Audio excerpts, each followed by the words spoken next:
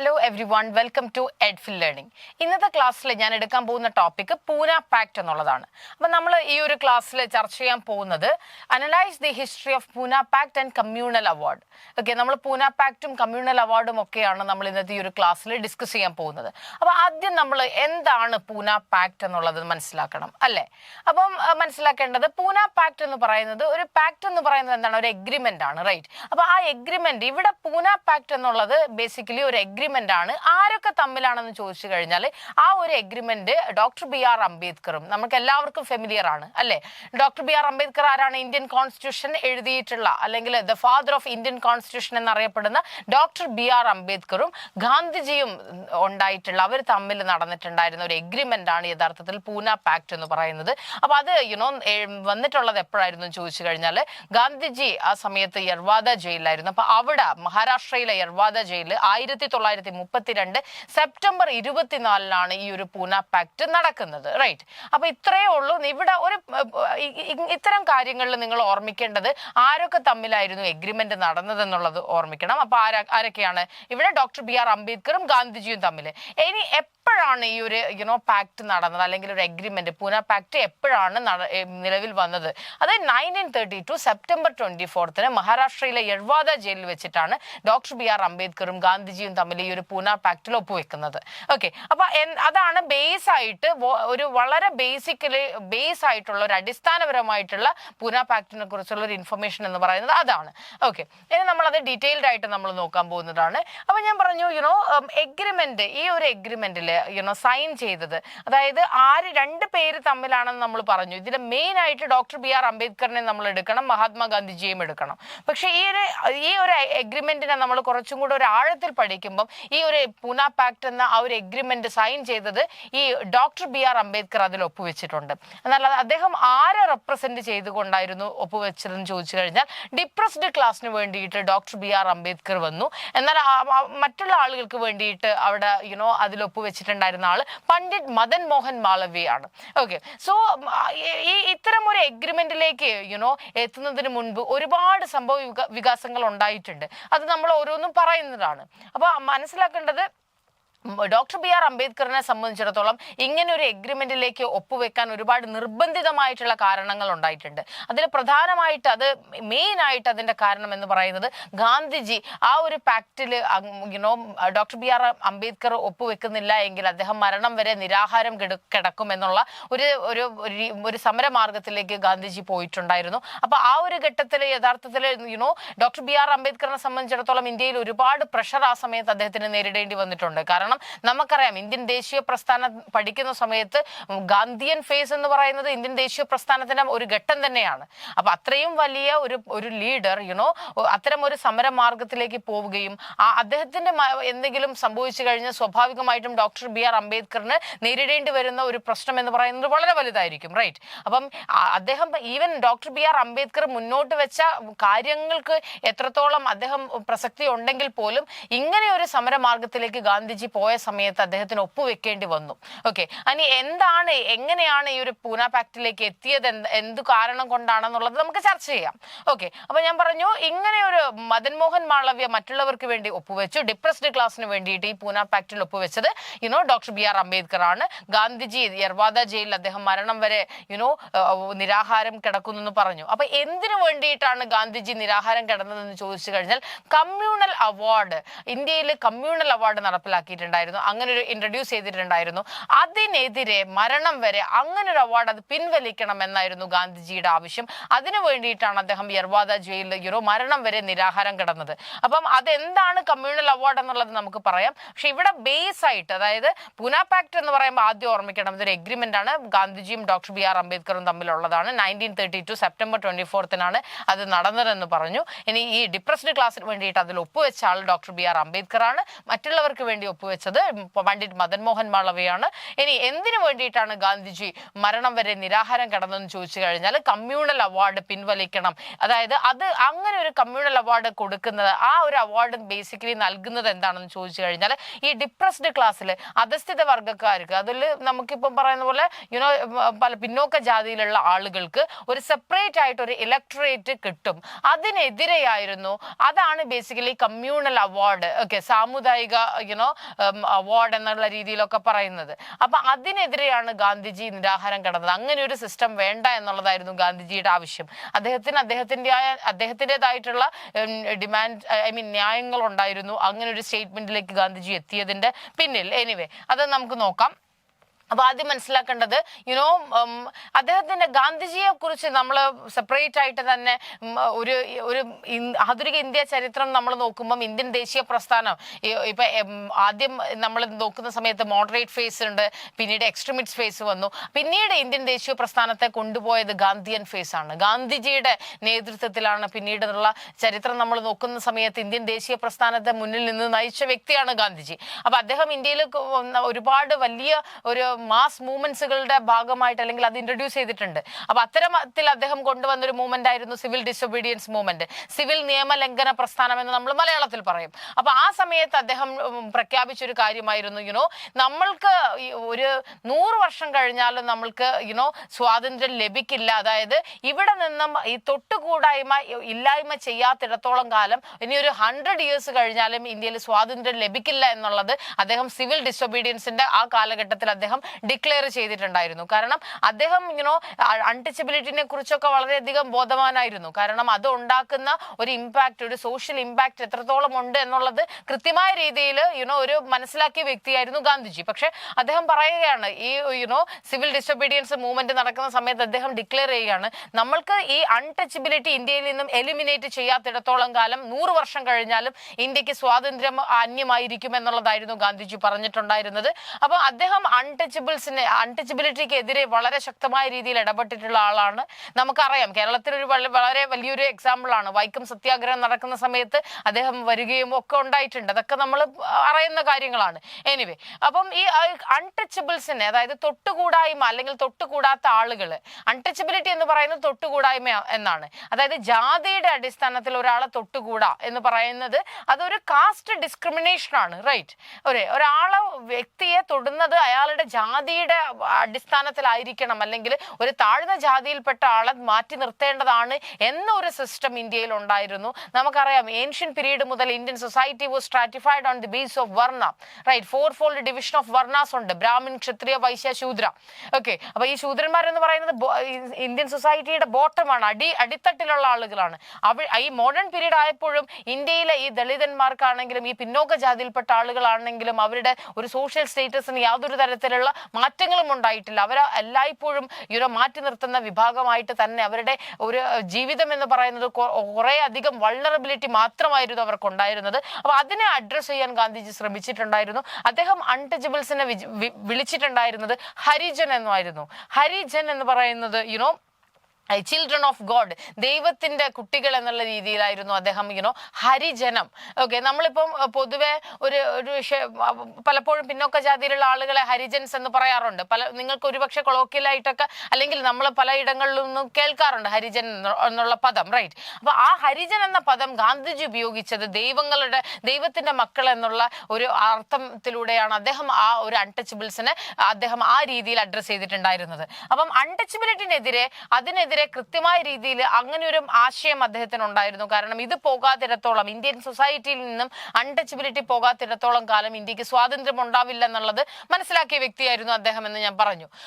അപ്പൊ അങ്ങനെ ഇന്ത്യയിൽ നിന്നും ഇത്തരത്തിലൊരു അൺടച്ചബിലിറ്റി അല്ലെങ്കിൽ ഈ ഒരു കാസ്റ്റ് ഡിസ്ക്രിമിനേഷൻ, ജാതി വ്യവസ്ഥക്കെതിരെ അദ്ദേഹം കൃത്യമായ രീതിയിൽ ഒരുപാട് സത്യാഗ്രഹം സംഘടിപ്പിച്ചിട്ടുണ്ടായിരുന്നു. കാരണം നമുക്കറിയാം, ഗാന്ധിജിയെ വ്യത്യസ്തനാക്കുന്നത് അദ്ദേഹത്തിന്റെ വേൾഡ് പൊളിറ്റിക്സിൽ തന്നെ അദ്ദേഹം അദ്ദേഹം ഒരു പുതിയ ടൈപ്പ് ഓഫ് ഒരു ടൂൾ കൊണ്ടുവന്നു. അതാണ് സത്യാഗ്രഹം എന്ന് പറയുന്നത്. അദ്ദേഹത്തിന്റെ ഒരു മെത്തേഡ് ആയിരുന്നു അത്. ഓക്കെ, അപ്പൊ അദ്ദേഹം സത്യാഗ്രഹം ഓർഗനൈസ് ചെയ്തു. അദ്ദേഹം പല എന്തിനു വേണ്ടിയിട്ടായിരുന്നു അദ്ദേഹം സത്യാഗ്രഹത്തിലേക്ക് പോയതെന്ന് ചോദിച്ചു കഴിഞ്ഞാൽ അവിടെ ടെമ്പിൾ എൻട്രി, അതായത് അമ്പലങ്ങളിലേക്ക് കടക്കാനുള്ള ആ ഒരു അധിക അവകാശം നേടിയെടുക്കാൻ വേണ്ടിയിട്ട്, അതോടൊപ്പം തന്നെ പൊതു കിണറുകൾ മറ്റുള്ള എല്ലാവർക്കും ഉപയോഗിക്കാൻ വേണ്ടിയിട്ട്, ടാങ്കുകൾ, റോഡുകൾ.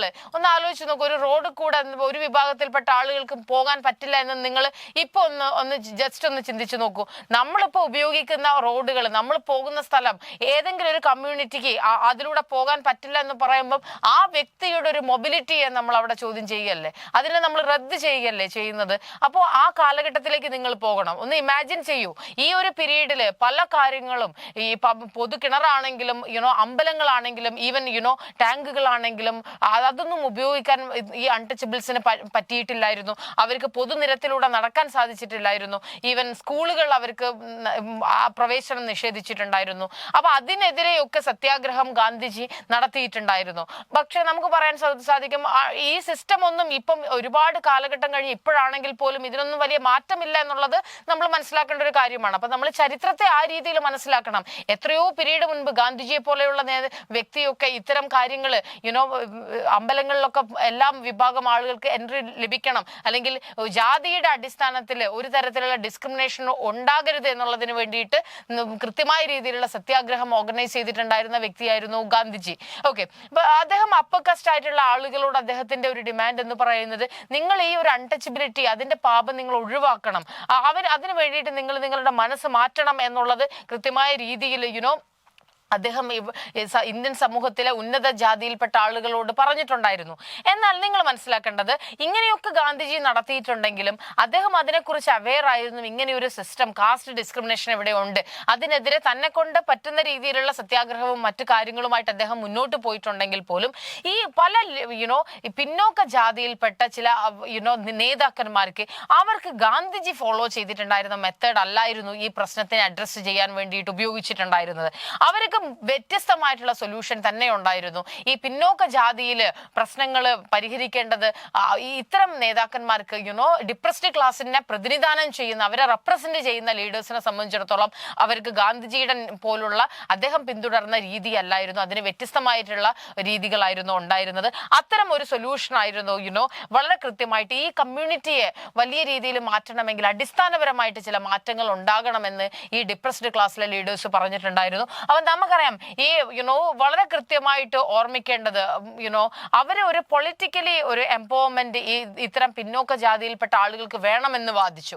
ഓക്കെ, സോ അത്തരം നോക്കുന്ന സമയത്ത് അത് നമ്മൾക്കറിയാം, നമ്മളെല്ലാവരും റിസർവേഷനെ പറ്റി അവെയർ ആണ് അല്ലേ. നമ്മളിപ്പോ പഠിക്കുന്ന വിദ്യാഭ്യാസ സ്ഥാപനങ്ങളായിക്കോട്ടെ, അല്ലെങ്കിൽ പലയിടങ്ങളിലും നമ്മൾ റിസർവേഷനുണ്ട്. പലപ്പോഴും പല ആളുകൾക്ക് പലതരത്തിലുള്ള അഭിപ്രായങ്ങൾ ഉണ്ടാകാറുണ്ട്, പല കമന്റ്സും ആ റിസർവേഷൻ ഉണ്ടാകാറുണ്ട്. എന്നാൽ പോലും മനസ്സിലാക്കേണ്ടത് വളരെ കൃത്യമായിട്ടുള്ള റിസർവ്ഡ് സീറ്റ് ഉണ്ടായിരിക്കണം. അത് എഡ്യൂക്കേഷണൽ ഇൻസ്റ്റിറ്റ്യൂഷൻ ആയിക്കോട്ടെ, അല്ലെങ്കിൽ സെപ്പറേറ്റ് ഇലക്ടറേറ്റ് ആയിക്കോട്ടെ, അതിലൊക്കെ സെപ്പറേറ്റ് ആയിട്ട് തന്നെ റിസർവ്ഡ് സീറ്റ് ഉണ്ടായിരിക്കണം. ഈ പിന്നോക്ക ജാതിയിൽപ്പെട്ട ആളുകൾക്ക്, ദളിത് മെമ്പേഴ്സിന് ഒക്കെ ഉണ്ടാകണം എന്നുള്ളതായിരുന്നു പറഞ്ഞിട്ടുണ്ടായിരുന്നത്. അപ്പം അതായിരുന്നു അവരുടെ ഒരു ഡിമാൻഡ്. അപ്പം അത് പൊതുവെ മറ്റ് പബ്ലിക് ഗ്യാതറിങ്സ് കൂടി സംസാരിക്കുകയോ അതല്ലാതെ കൃത്യമായ രീതിയിൽ അടിസ്ഥാനപരമായിട്ടുള്ള മാറ്റങ്ങൾ ഈ മേഖലകളിൽ ഉണ്ടാകണമെന്നായിരുന്നു അത്തരം ഡിപ്രസ്ഡ് ക്ലാസ്സിനെ റെപ്രസെന്റ് ചെയ്തിട്ടുണ്ടായിരുന്ന നേതാക്കന്മാർ പറഞ്ഞിട്ടുണ്ടായിരുന്നത്. അപ്പൊ അവർ കണ്ടിട്ടുണ്ടായിരുന്ന ഏറ്റവും പ്രധാനപ്പെട്ട ഉദ്ദേശം, അല്ലെങ്കിൽ അവർ പറഞ്ഞ ഒരു കാര്യം എന്ന് പറയുന്നത്, ഇത്തരത്തിൽ ഈ പിന്നോക്ക ജാതിയിൽപ്പെട്ട ആളുകൾക്ക് ഒരു പൊളിറ്റിക്കൽ എംപവർമെന്റ് നൽകുന്നതിലൂടെ മാത്രമാണ് അവരുടെ സോഷ്യൽ ഡിസബിലിറ്റീസിന് പരിഹരിക്കാൻ സാധിക്കുക എന്നുള്ളത് ആ ഒരു കാര്യത്തിൽ അടിയുറച്ച് വിശ്വസിച്ചിട്ടുണ്ടായിരുന്ന ആളുകളായിരുന്നു ഈ പിന്നോക്ക ജാതിയിൽപ്പെട്ട ആളുകളുടെ നേതാക്കന്മാർ. കാരണം അവർ പറയുന്നു, നിങ്ങൾ കുറച്ച് പ്രസംഗിച്ചത് കൊണ്ടോ അല്ലെങ്കിൽ നമ്മൾ മറ്റ് പല കാര്യങ്ങൾ ചെയ്തതുകൊണ്ടോ ഈ താഴ്ന്ന ജാതിക്കാരന്റെ പ്രശ്നം ഇല്ലാതാവുന്നില്ല. ജാതി എന്ന് പറയുന്നത് വളരെ കൃത്യമായിട്ടുള്ള ഒരു യാഥാർത്ഥ്യമാണ്. ഇന്നും അതിനൊരു യാതൊരു തരത്തിലുള്ള മാറ്റവുമില്ല. കാസ്റ്റ് എന്ന് പറയുന്നത് ഒരു റിയാലിറ്റിയാണ്.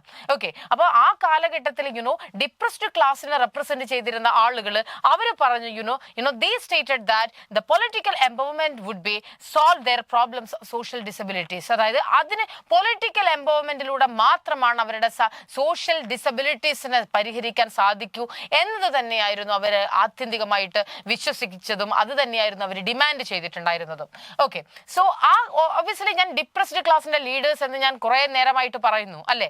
അപ്പൊ ആ കേസിൽ അങ്ങനെ ഞാൻ പറയുമ്പോൾ നിങ്ങളുടെ മനസ്സിലോട്ട് ആദ്യം വരേണ്ട പേര് ആരുടേതായിരിക്കും? അത് വരേണ്ടത് ഡോക്ടർ ബി ആർ അംബേദ്കറിൻ്റെതാണ്. Right, okay. അപ്പൊ ഡോക്ടർ ബി ആർ അംബേദ്കർ, അദ്ദേഹം നമുക്കറിയാം വളരെ ഡോക്ടർ ബി ആർ അംബേദ്കറിനെ കുറിച്ച് അത് നമുക്ക് സെപ്പറേറ്റ് തന്നെ പഠിക്കേണ്ട ഒരു ടോപ്പിക്കാണ്. അദ്ദേഹത്തിന്റെ കാര്യങ്ങളിലേക്ക് നമ്മൾ കടക്കുന്നില്ല. ഇവിടെ ഞാൻ ഡോക്ടർ ബി ആർ അംബേദ്കർ ഈ വിഭാഗം ആളുകളെ ഇവിടെ റെപ്രസെന്റ് ചെയ്തു എന്നുള്ളത് മാത്രം, ആ ഒരു കോൺട്രിബ്യൂഷൻ മാത്രമേ ഞാൻ ഡിസ്കസ് ചെയ്യുന്നുള്ളൂ. അപ്പൊ ഡോക്ടർ ബി ആർ അംബേദ്കർ അദ്ദേഹം ഈ ഡിപ്രസ്ഡ് പിന്നോക്ക ജാതിയിലുള്ള ജനങ്ങളെ ഓർഗനൈസ് ചെയ്തുകൊണ്ട് ഒരു അസോസിയേഷൻ, അവർക്ക് വേണ്ടിയിട്ടുള്ള ഒരു സംഘടന 1930 അദ്ദേഹം സ്ഥാപിക്കുന്നു. അതാണ് ഡിപ്രസ്ഡ് ക്ലാസ് അസോസിയേഷൻ. ഇവിടെ നിങ്ങൾക്ക് പ്രതീക്ഷിക്കാവുന്ന ഒരു ക്വസ്റ്റ്യൻ, ആരാണ് ഡിപ്രസ്ഡ് ക്ലാസ് അസോസിയേഷൻ 1930 സ്ഥാപിച്ചതെന്ന് ചോദിച്ചു കഴിഞ്ഞാൽ your answer should be doctor B R Ambedkar. So you must write the name of doctor B R Ambedkar. Okay, so അവിടെ നിങ്ങളുടെ ഉത്തരം എന്ന് പറയുന്നത് ഡോക്ടർ ബി ആർ അംബേദ്കർ ആയിരിക്കണം. ഡിപ്രസ്ഡ് ക്ലാസ് അസോസിയേഷൻ 1930 സ്റ്റാർട്ട് ചെയ്തിട്ടുണ്ടായിരുന്നത് അല്ലെങ്കിൽ സ്ഥാപിച്ച വ്യക്തി ഈ ഡോക്ടർ ബി ആർ അംബേദ്കർ ആയിരുന്നു. അദ്ദേഹം ഡിമാൻഡ് ചെയ്യുകയാണ് സെപ്പറേറ്റ് ഇലക്ടറേറ്റ്സ്, ദളിത്സിന് വേണ്ടിയിട്ട് സെപ്പറേറ്റ് ഇലക്ടറേറ്റ് വേണമെന്ന് അദ്ദേഹം എവിടെയാണ് ഡിമാൻഡ് ചെയ്തതെന്ന് ചോദിച്ചു കഴിഞ്ഞാൽ 1931 സെക്കൻഡ് റൗണ്ട് ടേബിൾ കോൺഫറൻസ് എവിടെയാണ് നടന്നത്? ലണ്ടനിൽ.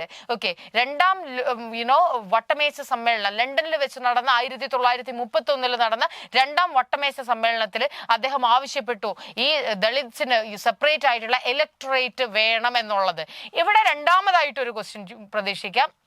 ഡോക്ടർ ബി ആർ അംബേദ്കർ എപ്പോഴാണ് ദളിത്സിന് ഒരു സെപ്പറേറ്റ് ഇലക്ടറേറ്റ് വേണമെന്ന് ആവശ്യപ്പെട്ടത്? അപ്പം എന്തായിരിക്കണം ആൻസർ?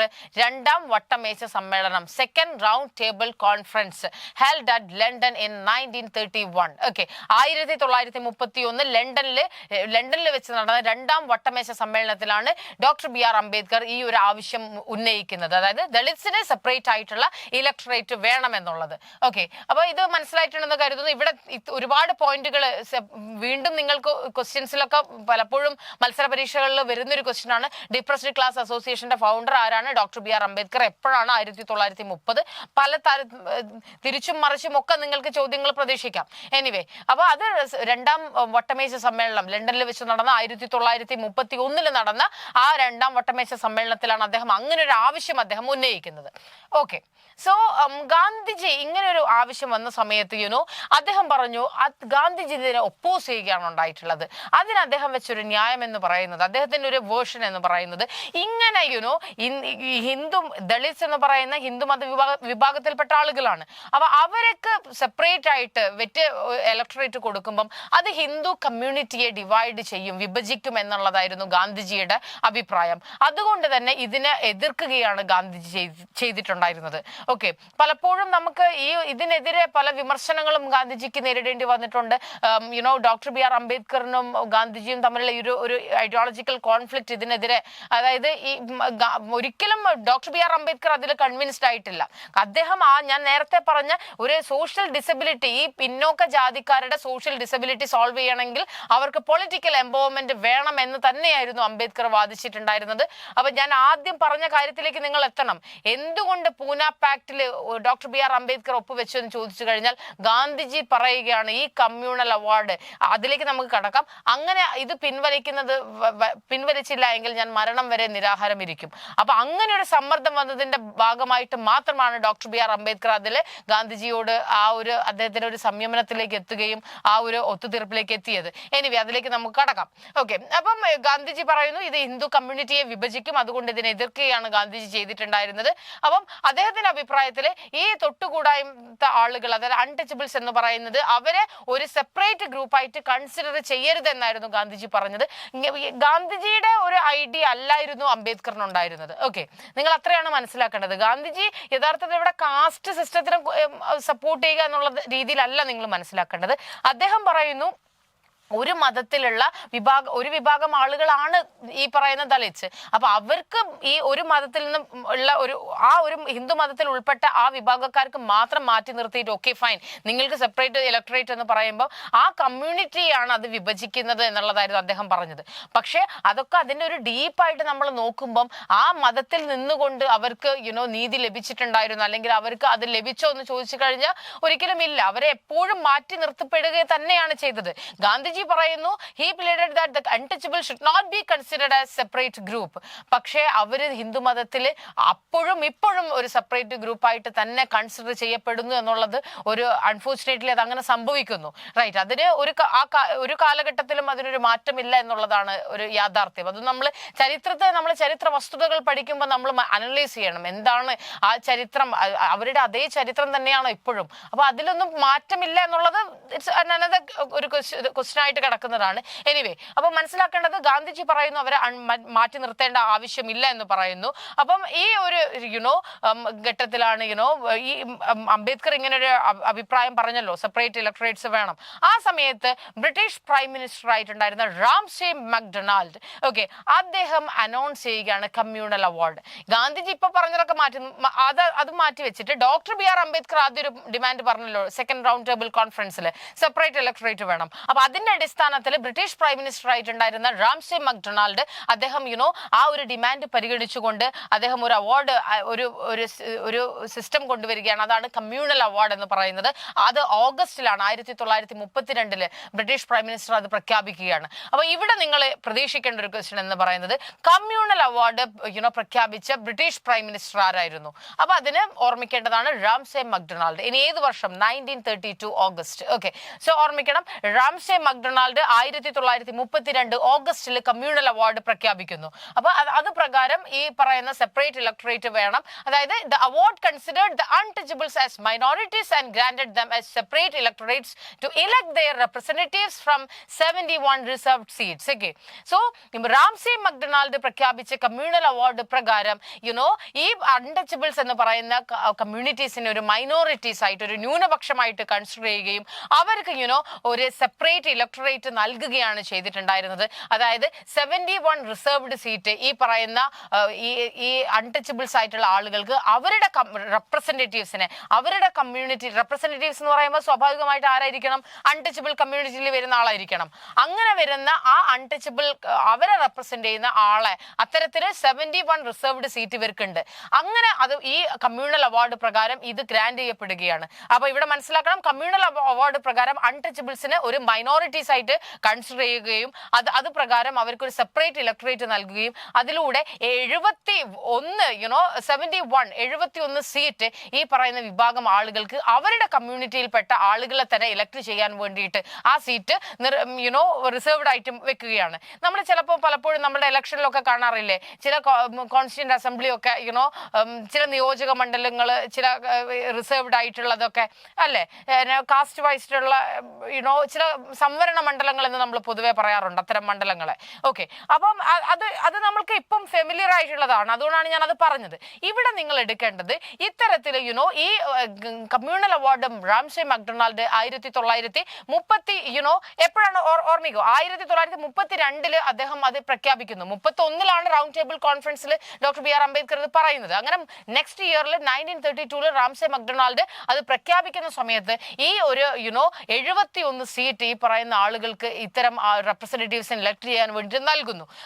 സോ അവരെ സംബന്ധിച്ചിടത്തോളം in these constituency only untouchables could vote to candidates belonging to depressed class. അത് ഞാൻ ഓൾറെഡി പറഞ്ഞു. ഈ ഡിപ്രസ്ഡ് ക്ലാസ്സിൽ ഉൾപ്പെടുന്ന ആരാണോ ആ ഒരു മത്സരിക്കുന്നത് അവർക്ക് വോട്ട് ചെയ്യുന്നത് ഈ പറയുന്ന നിയോജക മണ്ഡല കോൺസ്റ്റിറ്റ്യുവൻസിയിലുള്ള ആളുകൾക്ക് മാത്രമായിരുന്നു.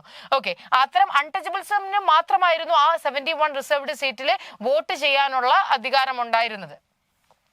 ഓക്കെ, സോ ഇങ്ങനെ വരുന്ന സമയത്ത് ഡബിൾ വോട്ടിംഗ് സിസ്റ്റം ഉണ്ടാവുകയാണ്. അതായത് ഇവർക്ക് ഒരു അവരുടെ 71 റിസർവ്ഡ് സീറ്റിൽ ആ ഒരു ഇതിൽ ഒരു വോട്ടും അതോ ഇനി പിന്നെ ജനറൽ ഇലക്ഷനിൽ അവർക്ക് മറ്റൊരു വോട്ടിംഗ് സിസ്റ്റവും, അങ്ങനെ രണ്ട് ഡബിൾ വോട്ടിംഗ് സിസ്റ്റം ഉണ്ടാവുകയാണ്.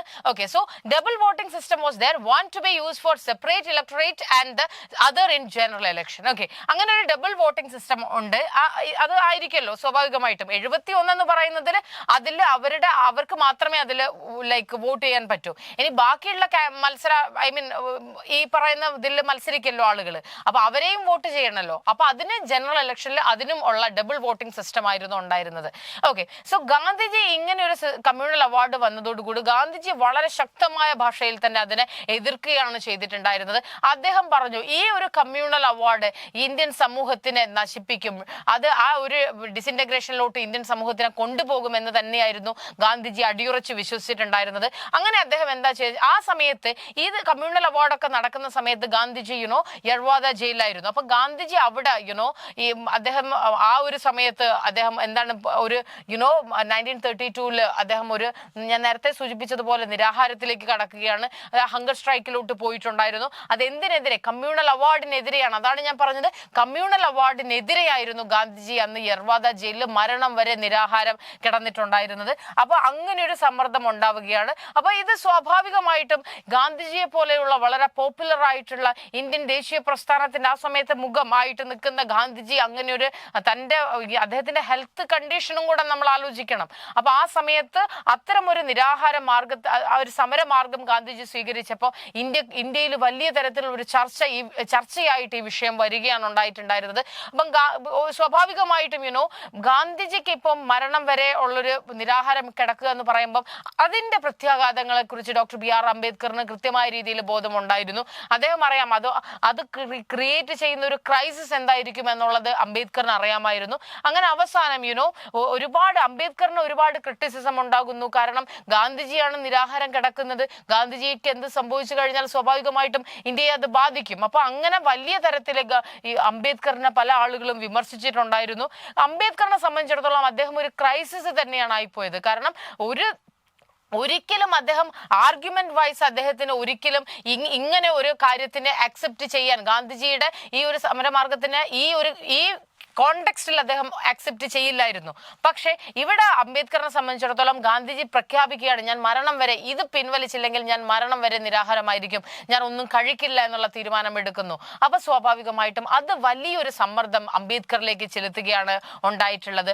അവസാനം ഈ ഒരു മാർഗവും ഇല്ലാതായപ്പം ഇന്ത്യയിൽ ഇങ്ങനെ ഈ വിഷയം ഗാന്ധിജിയുടെ സമരം നിരാഹാരം ഇങ്ങനെ കിടക്കുന്നതുകൊണ്ട് അത് ആളുകൾ ചർച്ച ചെയ്യുന്നുണ്ട്. അംബേദ്കർ എടുക്കുന്ന തീരുമാനം വളരെ ക്രൂഷ്യലാണ്. അംബേദ്കർ ഇതിൽ നിന്ന് പിന്മാറിയിട്ടില്ലെങ്കിൽ ഗാന്ധിജി മരണം വരെ നിരാഹാരം കിടക്കും. അപ്പം ഗാന്ധിജി സ്വാഭാവികമായിട്ടും ഒരുപാട് കാലം ഒന്നും നിരാഹാരം കിടക്കാൻ പറ്റില്ലല്ലോ. അങ്ങനെ വരുമ്പം അതുവരെ ഒന്നും കഴിച്ചിട്ടില്ല എങ്കിൽ ആൾക്ക് മരണം സംഭവിക്കും. അപ്പൊ അത് ഉണ്ടാക്കുന്ന ക്രൈസിസ് എന്തായിരിക്കും, അല്ലെങ്കിൽ അതിന്റെ പ്രത്യാഘാതം എന്തായിരിക്കും എന്നുള്ളതിനെ കുറിച്ച് അംബേദ്കറിന് ധാരണയുണ്ടായിരുന്നു. അപ്പൊ അദ്ദേഹം ഒരു വഴിയും ഇല്ലാതെ വന്ന സമയത്ത് ഗാന്ധിജിയെ ജയിലിൽ വിസിറ്റ് ചെയ്യുകയാണ് ഉണ്ടായിട്ടുണ്ടായിരുന്നത്. ഓക്കെ, സോ അങ്ങനെ ഒരു ഗാന്ധിജിയെ ഡോക്ടർ BR അംബേദ്കർ ഈ ഘട്ടത്തിലാണ് യർവാദ ജയിലിലേക്ക് അംബേദ്കർ എത്തുകയും ഗാന്ധിജിയെ കാണുകയും ചെയ്യുന്നത്. അങ്ങനെ അവിടെ വെച്ചിട്ട് അവർ തമ്മിലൊരു എഗ്രിമെന്റിലേക്ക് ഒപ്പുവെക്കുകയാണ്. അതാണ് ഞാൻ ആദ്യം പറഞ്ഞിട്ടുണ്ടായിരുന്ന Poona pact. Okay, so Gandhiji അത് പ്രകാരം സെപ്റ്റംബർ 24 അദ്ദേഹത്തിന്റെ നിരാഹാരം അവസാനിപ്പിക്കുകയാണ് ചെയ്തിട്ടുണ്ടായിരുന്നത്. ഓക്കെ, സോ അത് വളരെ കൃത്യമായിട്ട് നമ്മൾ മനസ്സിലാക്കേണ്ടതാണ്. അപ്പം ഈ ഒരു the text of the Pune Pact used the term depressed class to denote untouchables who were later called scheduled caste and scheduled tribes in the Government of India Act 1935 and later in the Indian Constitution. Okay, so ഈ ഒരു Pune pact എന്ന് പറയുന്ന ടെക്സ്റ്റിൽ അതിൽ depressed ക്ലാസ്സിനെ denote ചെയ്തിട്ടുണ്ടായിരുന്നു. അവരെ സൂചിപ്പിച്ചിട്ടുണ്ടായിരുന്ന പദം എന്ന് പറയുന്നത് scheduled caste and scheduled tribes എന്നുള്ള പദമായിട്ടാണ്. ഓക്കെ, അതുവരെ ഈ പിന്നോക്ക ജാതിയിലുള്ള ആളുകൾ അറിയപ്പെട്ടിരുന്നത് ഡിപ്രസ്ഡ് ക്ലാസ് എന്നായിരുന്നു. എന്നാൽ ഈ പൂന പാക്റ്റിൽ ആ ഡിപ്രസ്ഡ് ക്ലാസ് ആയിട്ടുള്ള ആളുകളെ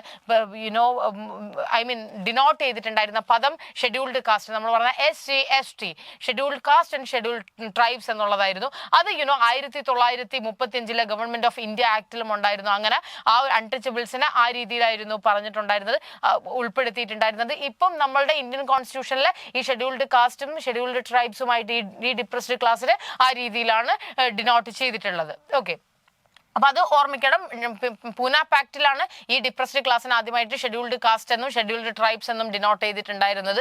ഓക്കെ, സോ ഈ Poona pact provision certain seats as reserved for the depressed class out of general electorate.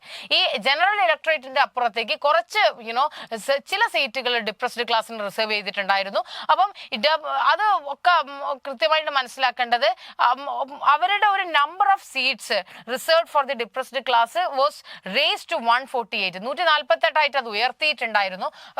പക്ഷേ like seats in the provincial legislatures were as follows. ഓരോന്നിനും എത്രത്തോളം സീറ്റുകളാണ് ഓരോ പ്രൊവിൻഷ്യൽസിലും കൊടുത്തതെന്നുള്ളതാണ് ഇവിടെ പറയുന്നത്. മദ്രാസിന് 30 സീറ്റ് കൊടുത്തു, ബോംബെ വിത്ത് സിന്ധ് 15, പഞ്ചാബിലെ 8 seat, Bihar Orissa 18, Bengal 30, United province 20, central province 20 and Assam 7. ഇതായിരുന്നു ഈ ഒരു ആളുകൾക്ക് നൽകിയിട്ടുണ്ടായിരുന്ന സീറ്റ് എന്ന് പറയുന്നത്. ഓക്കെ, സോ ഇതിൽ തന്നെ 18% ഓഫ് ദി ടോട്ടൽ സീറ്റ്, അതായത് മൊത്തം സീറ്റിന്റെ 18% എന്ന് പറയുന്നത് സെൻട്രൽ ലെജിസ്ലേച്ചറിൽ അത് ആർക്ക് കൊടുത്തു എന്ന് ചോദിച്ചു കഴിഞ്ഞാൽ ഡിപ്രസ്ഡ് ക്ലാസ് ആയിട്ടുള്ള ആളുകൾക്ക് റിസർവ് ചെയ്യുകയാണ് ഉണ്ടായിട്ടുള്ളത്. ഓക്കെ, അപ്പൊ ഇവിടെ ഓരോ പ്രൊവിൻഷ്യൽ ലെജിസ്ലേച്ചറിനും നൽകിയിട്ടുള്ള സീറ്റുകളാണ് പറയുന്നത്. അത് ജസ്റ്റ് ഒന്ന് ഓർമ്മിക്കാം. ഓക്കെ, ഇങ്ങനെ ഒരു ഡിവിഷൻ ആയിരുന്നു മൊത്തത്തിൽ നൽകിയിട്ടുണ്ടായിരുന്നത്. അപ്പൊ ടോട്ടൽ സീറ്റിന്റെ 18% സെൻട്രൽ ലെജിസ്ലേച്ചറിൽ അത് റിസർവ് ചെയ്തിട്ടുണ്ടായിരുന്നത് ഡിപ്രസ്ഡ് ക്ലാസ്സിനായിരുന്നു. ഓക്കെ, സോ മനസ്സിലാക്കേണ്ടത് ഇവിടെ പൂന പാക്റ്റിലൂടെ എന്താ സംഭവിച്ചെന്ന് ചോദിച്ചു കഴിഞ്ഞാൽ ഈ ഡിപ്രസ്ഡ് ക്ലാസ്സിന് സെപ്പറേറ്റ് ഇലക്ടറേറ്റ്സ് എന്നുള്ളത് അവര് വിഡ്രോ ചെയ്തിട്ടുണ്ടെങ്കിലും ഇവരുടെ ഡിപ്രസ്ഡ് ക്ലാസ്സിനുള്ള പ്രാതിനിധ്യം, അവരുടെ റെപ്രസെന്റേഷൻ കൂട്ടി. അതായത് ഇത്രയേ ഉള്ളൂ, അവർക്കായിട്ട് ഒരു സെപ്പറേറ്റ് ഇലക്ടറേറ്റ് ഇല്ല. നേരെ മറിച്ച് അവരുടെ റെപ്രസെന്റേഷൻ, അതായത് ആരൊക്കെ ഒരു ഇപ്പം മത്സരിക്കേണ്ട അവരുടെ ആ ഒരു പ്രാതിനിധ്യത്തിന്റെ വർധനവാണ് ഉണ്ടായത്. അത് കൃത്യമായിട്ട് മനസ്സിലാക്കേണ്ടതാണ്. ഇതൊരു ഏകദേശം ഒരു 10 ഇയേഴ്സോട്, it was a period of 10 years. Okay, 10 വർഷത്തോളമായിരുന്നു ഉണ്ടായിരുന്നത്. സോ പിന്നീട് government modified the earlier award according to the pact. അപ്പൊ പാക്ട് അനുസരിച്ച് ഏർലിയർ അവാർഡ് അവർ ഗവൺമെന്റ് മോഡിഫൈ ചെയ്യുകയാണ് ചെയ്തിട്ടുള്ളത്. ഓക്കെ, സോ ഈ ഒരു പൂന പാക്ട് വന്നു, അതോടുകൂടി സെപ്പറേറ്റ് ഇലക്ടറേറ്റ് എന്നുള്ള പരിപാടി നിർത്തലാക്കി. എന്നാൽ ഇവരുടെ ഡിപ്രസ്ഡ് ക്ലാസ്സിന് റെപ്രസെന്റേഷൻ കൂടുകയാണ് ചെയ്തിട്ടുള്ളത്. അത് പ്രകാരമാണ് ഞാൻ പറഞ്ഞത് 148ഓളം സീറ്റുകൾ നമ്മൾ പറഞ്ഞു. എന്നാൽ സെപ്പറേറ്റ് ഇലക്ടറേറ്റ് ഈ പൂന പാക്ട് പ്രകാരം തള്ളിയിട്ടുണ്ടായിരുന്നു. അത് പിൻവലിച്ചിട്ട് നേരെ മറിച്ച് അവർക്ക് പ്രാതിനിധ്യം കൊടുത്തു, പക്ഷെ സീറ്റ്, അതായത് ഇലക്ടറേറ്റ് ആയിട്ട് കൊടുത്തില്ല എന്നുള്ളത് ഓർമ്മിക്കണം. എന്നാൽ പോലും ഇങ്ങനെയൊക്കെ നടത്തിയിട്ടുണ്ടെങ്കിൽ പോലും ഇത് ഹിന്ദു കമ്മ്യൂണിറ്റിയെ വളരെ കൃത്യമായ രീതിയിൽ തന്നെ, നല്ല രീതിയിൽ തന്നെ അത് ബാധിച്ചിട്ടുണ്ടായിരുന്നു. എന്നാൽ പോലും അവരുടെ ഇന്റഗ്രിറ്റിയെ, ഹിന്ദു കമ്മ്യൂണിറ്റിയുടെ ഇന്റഗ്രിറ്റിയെ മെയിൻറ്റെയിൻ ചെയ്യാൻ പറ്റിയിട്ടുണ്ടായിരുന്നു എന്നുള്ളത് ഓർമ്മിക്കേണ്ടതാണ്. അപ്പം ഈ ഒരു പൂന പാക്ടിന്റെ ഒക്കെ ഒരു റെസ്പോൺസ് എന്നുള്ള രീതിയിൽ ഗാന്ധിജി ഒരു അപ്പീൽ നടത്തുകയും, അതായത് ഇത്തരത്തിലുള്ള കാസ്റ്റ് സിസ്റ്റത്തിനെതിരെ ഗാന്ധിജി വലിയ രീതിയിലുള്ള ക്യാമ്പയിൻ നടത്തിയിട്ടുണ്ടായിരുന്നു. ഇതിന്റെ ഭാഗമായിട്ട് ഒരുപാട് അൺടച്ചബിൾസിന് വേണ്ടിയിട്ട് ഒരുപാട് പൊതു കിണറുകളും അമ്പലങ്ങളും അതൊക്കെ അവർക്ക് വേണ്ടിയിട്ട് തുറന്നു കൊടുത്തിട്ടുണ്ടായിരുന്നു എന്നുള്ളതും കൂടെ നിങ്ങൾ മനസ്സിലാക്കേണ്ടതാണ്. അപ്പൊ ഇത്രയും കാര്യങ്ങളാണ് ഈ പറയുന്ന ഈ പൂന പാക്ടിന്റെയും കമ്മ്യൂണൽ അവാർഡും നമ്മൾ പഠിച്ചു കഴിഞ്ഞപ്പോൾ മനസ്സിലാക്കേണ്ട കാര്യങ്ങൾ. ഓക്കെ, അപ്പൊ എങ്ങനെ പൂന പാക്ടിലേക്ക് എത്തി എന്ന് പറയുമ്പോൾ നമ്മൾ കമ്മ്യൂണൽ അവാർഡ് പറയണം. ആ കമ്മ്യൂണൽ അവാർഡ് വന്നു, അത് പിന്നീട് പിൻവലിക്കേണ്ടി വന്നപ്പോഴാണ് ഈ പാക്ട് ഉണ്ടാകുന്നത്. ഓക്കെ, അപ്പൊ അതങ്ങനെ ഒരു കണക്ട് ചെയ്തിട്ടാണ് ഞാൻ പറഞ്ഞത്. അതേ രീതിയിൽ തന്നെ നിങ്ങൾ മനസ്സിലാക്കിയിട്ട് വേണം പഠിക്കാൻ. അപ്പൊ അത്രയും കാര്യങ്ങളാണ്. അപ്പൊ നമ്മൾ ഈ ഒരു ക്ലാസ്സിലൂടെ നിങ്ങൾ പഠിച്ചത് പൂന പാക്ടിന്റെ ചരിത്രവും കമ്മ്യൂണൽ അവാർഡിന്റെ ചരിത്രവും പഠിച്ചു. എങ്ങനെ പൂന പാക്ട് വന്നു, ഡോക്ടർ ബി ആർ അംബേദ്കറും ഗാന്ധിജിയും തമ്മിലുണ്ടായിരുന്ന ആ ഒരു വിഷയങ്ങൾ നമ്മൾ പഠിച്ചു. പിന്നീട് അവസാനം ഒരു സൊല്യൂഷൻ എന്നുള്ള രീതിയിലാണ് പൂന പാക്ട് വരുന്നതെന്നുള്ളത് പഠിച്ചു. അപ്പൊ ഇത്രയും കാര്യങ്ങളാണ് ഇന്നത്തെ ക്ലാസ്സിൽ ഞാൻ